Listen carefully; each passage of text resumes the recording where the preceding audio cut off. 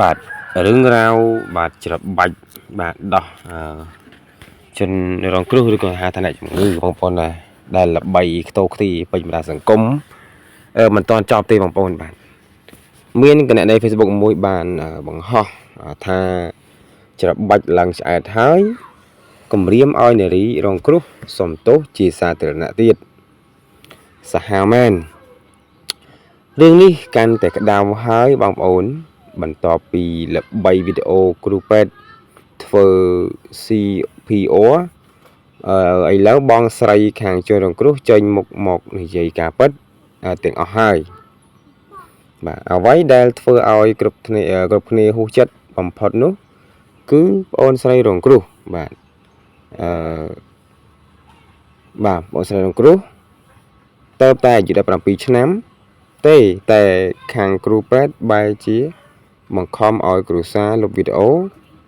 ហើយថែមទាំងឲ្យថតវីដេអូសុំទោសគ្រូពេទ្យវិញទៀតផងបាទបងស្រីជនរងគ្រោះបានបញ្ជាក់ច្បាស់ថាពេលកើតហេតុមានគ្នាគាត់សុទ្ធតែស្រីនៅក្បែរហ្នឹងតែគ្រូពេទ្យអត់ហៅឲ្យជួយសោះបែរជាស្ទុះទៅអោបអូនស្រីគាត់តែម្ដងសំទោសអោបអូនស្រីតែម្នាក់ឯងទៅវិញបាទថែមទាំងមកស្ដីឲ្យគ្រូសាគេវិញថា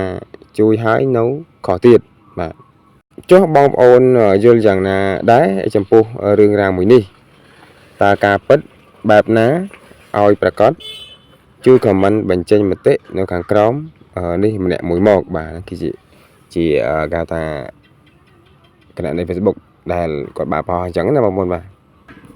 បាទអញ្ចឹងដូចខ្ញុំបានបញ្ជាក់ថាពាក់ព័ន្ធជាមួយនឹងគ្រូពេទ្យដែលល្បីពេញបណ្ដាញសង្គមបាទដែលច្របាច់បាទដោះពេញដៃនៃជនរងគ្រោះឬក៏អាចថាជាអ្នកជំងឺនោះបាទមិនតន់ចប់ទេគឺនៅមានការវែកញែកពេញបណ្ដាញសង្គមបាទបើសិនជាយើងក្រឡេកទៅមើលវីដេអូដែលបានបង្ហោះនោះសម្រាប់ខ្ញុំមិនជាអ្នកចេះទេប៉ុន្តែឃើញថាការដែលជួយនេះគឺជួយបែបកេងប្រវ័ញ្ចបែបបន្លំបងប្អូនណាបាទហើយហ្នឹងគេបើសិនគេធ្វើចលនាបេះដូងគេចកត់បាទចន្លោះបាទដោះទាំងពីរហ្នឹងបាទកដើមទ្រូងបងប្អូនបាទ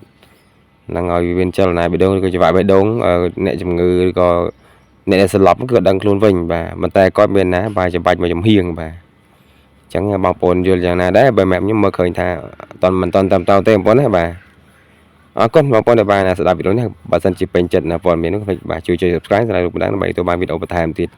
អរគុណច្រើន